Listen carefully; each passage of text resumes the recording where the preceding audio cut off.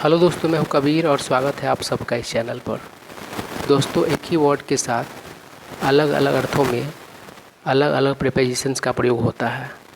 तो दोस्तों, आज के इस सेशन में हम लोग बॉर्न के साथ अलग अलग अर्थों में प्रयोग होने वाले अलग अलग प्रीपोजिशंस के बारे में जानेंगे। तो चलिए शुरू करते हैं।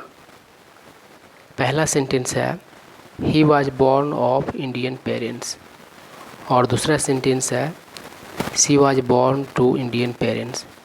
तो दोस्तों, जब माँ बाप के संतान होने का अर्थ व्यक्त करना हो तब हम बॉर्न के साथ ऑफ या फिर टू का प्रयोग करते हैं।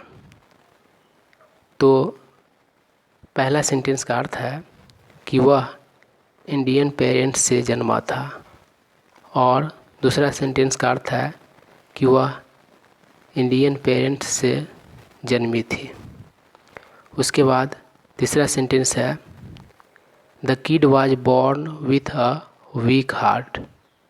तो दोस्तों, जब किसी तरह के समस्या के साथ जन्म लेने का अर्थ व्यक्त करना हो तब हम लोग बॉर्न के साथ विथ का प्रयोग करते हैं। इस सेंटेंस का अर्थ हुआ कि बच्चा कमज़ोर दिल के साथ जन्म लिया था। उसके बाद चौथा सेंटेंस देखिए। चौथा सेंटेंस कह रहा है he was born by caesarean section.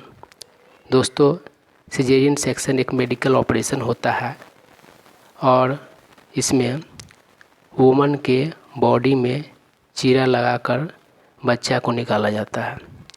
तो दोस्तों, जब किसी तरह के मेथड का वर्णन करना हो तब हम लोग बॉर्न के साथ बाई का प्रयोग करते हैं।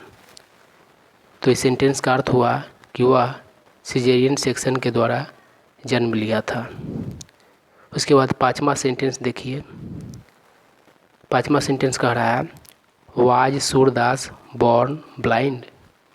तो दोस्तों, जब अंधा, गूंगा, बहरा इत्यादि जन्म के साथ ही जन्म लेने का अर्थ व्यक्त करना हो तो इस सेंस में हम लोग बॉर्न के बाद उस एडजेक्टिव का प्रयोग कर देते हैं।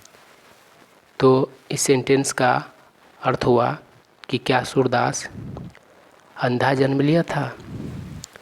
उसके बाद छठा सेंटेंस है महात्मा गांधी वाज बॉर्न मोहनदास करमचंद गांधी। दोस्तों, बहुत बार ऐसा होता है कि व्यक्ति का नाम जन्म के समय कुछ और रहता है और फेमस वह किसी अन्य नाम से हो जाता है।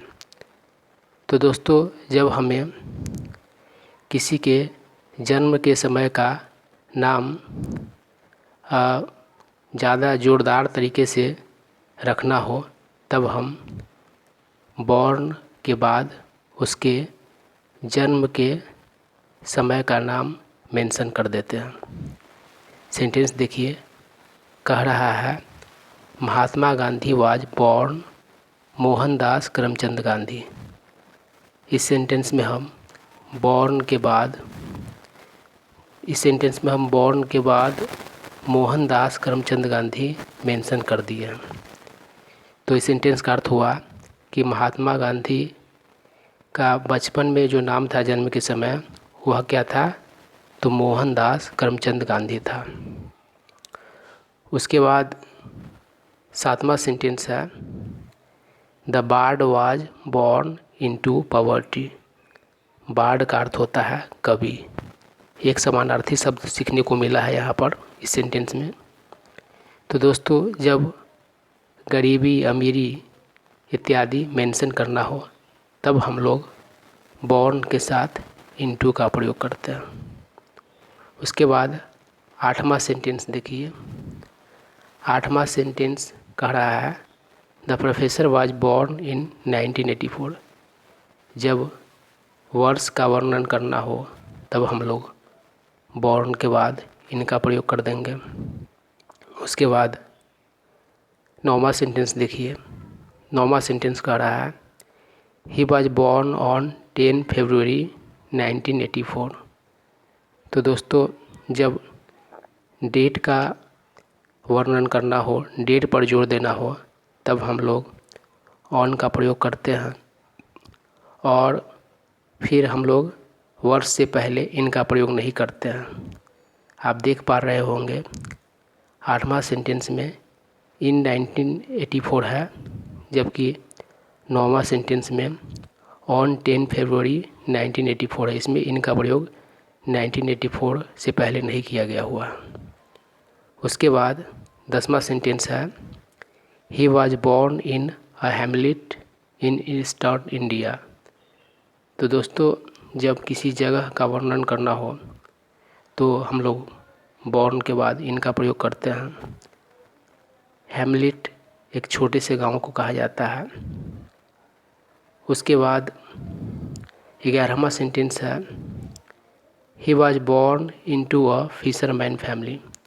तो दोस्तों, किसी तरह के फैमिली बैकग्राउंड या फिर किसी खास तरह के फैमिली में जन्म लेने का बोध कराना हो तो उस सेंस में भी हम लोग इनटू का प्रयोग करते हैं बॉर्न के बाद। तो इस सेंटेंस का अर्थ हुआ कि वह एक फिशरमैन फैमिली में जन्म लिया था। तो दोस्तों, अगर आप इस तरह के वीडियोज़ नियमित रूप से प्राप्त करना चाहते हैं तो आप हमारे चैनल को सब्सक्राइब कर लें। इस वीडियो को अपने फ्रेंड सर्कल में शेयर कर दें। अगर यह वीडियो अच्छा लगा हो तो लाइक कर दें। अगर कुछ जानना चाहते हैं या फिर कुछ सुझाव है तो कमेंट करें। Thank you.